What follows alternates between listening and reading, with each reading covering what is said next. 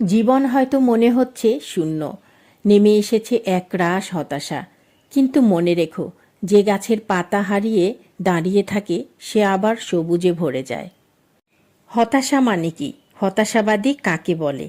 যারা নিজেদের হতাশার কথা বলতে না পারলে অসুখী হন, যারা নিজের প্রকৃত অবস্থা ভালো হলেও খারাপ বলে ভাবতে অভ্যস্ত, যারা জীবনের অনেকটা সময়ই অভিযোগ করে কাটিয়ে দেন, যারা আলো নিভিয়ে দিয়ে পরীক্ষা করেন অন্ধকার কতটা গভীর, যারা জীবনের আয়নায় সর্বদাই চিরের অনুসন্ধান করেন, যারা বিছানাতে বেশিরভাগ মানুষের মৃত্যু হয়েছে শোনার পর বিছানায় ঘুমানো বন্ধ করে দিয়েছেন, যারা হঠাৎ অসুস্থ হয়ে পড়ার ভয়ে স্বাস্থ্যের আনন্দ উপভোগ করতে পারেন না, যারা সব সময়ই খারাপ অবস্থার আশঙ্কা করেন এবং সমস্ত ঘটনাকেই গুরুতর খারাপ করে তোলেন, যারা রসগোল্লার ছিদ্রগুলিই দেখেন, অন্য কিছু দেখেন না, যারা শুধুমাত্র দুঃখের হিসাব করেন, সুখের কথা ভুলে যান, যারা জানেন যে কঠিন শ্রম কারো কোনো ক্ষতি করে না কিন্তু বিশ্বাস করেন কোনো ঝুঁকি নেওয়া ঠিক নয়। এবার আসি আশাবাদীকে। কয়েকটি কথায় আশাবাদীর পরিচয় দেওয়া যেতে পারে। মানসিক দিক থেকে এত দূর হবেন যে মনের শান্তি কোনোভাবেই বিঘ্নিত হবে না।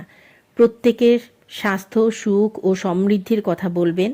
কথাবার্তায় বন্ধুদের মনে এই বিশ্বাস জন্মাবেন যে তাদের প্রত্যেকেরই কিছু না কিছু শক্তি আছে। প্রত্যেক বিষয়ের উজ্জ্বল দিকটাই দেখার চেষ্টা করবেন। কেবল শ্রেষ্ঠদের বিষয়ে চিন্তা করবেন, শ্রেষ্ঠ সংস্থার জন্য কাজ করবেন এবং সবচেয়ে ভালো ফল প্রত্যাশা করবেন। নিজের সাফল্যে যেমন উৎসাহ পান, অপরের সাফল্যেও তেমনি উৎসাহ দেখাবেন। অতীতের বিচ্যুতি ভুলে গিয়ে ভবিষ্যতে সাফল্যের চেষ্টা করবেন। প্রত্যেকের জন্য থাকবে স্মিত হাসি। নিজেকে উন্নত করার জন্য এত সময় ব্যয় করবেন যেন অপরের সমালোচনা করার জন্য সময় অবশিষ্ট না থাকে। এত বড় হবেন যেন উদ্বেগেও দুশ্চিন্তা কাবু করতে না পারে। এত মহান হবেন যে ক্রোধ যেন বশীভূত করতে না পারে। এই কথাগুলো আমাকে ভীষণ অনুপ্রাণিত করেছে। এই কথাগুলো আমি নিয়েছি তুমিও জিতবে এই বই থেকে।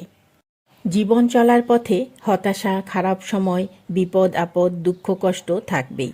সেগুলোকে মেনে নিলেই জীবন সুন্দর। হতাশাও একটি শিক্ষণীয় বিষয়, যা সবচেয়ে বেশি বন্ধুবান্ধব এবং পরিবারের থেকে শেখা যায়। মানুষের জীবনে হতাশা কখনোই চিরস্থায়ী নয়, তাই জীবনে কখনো হতাশায় পড়লে তা মোকাবেলা করতে শিখতে হবে।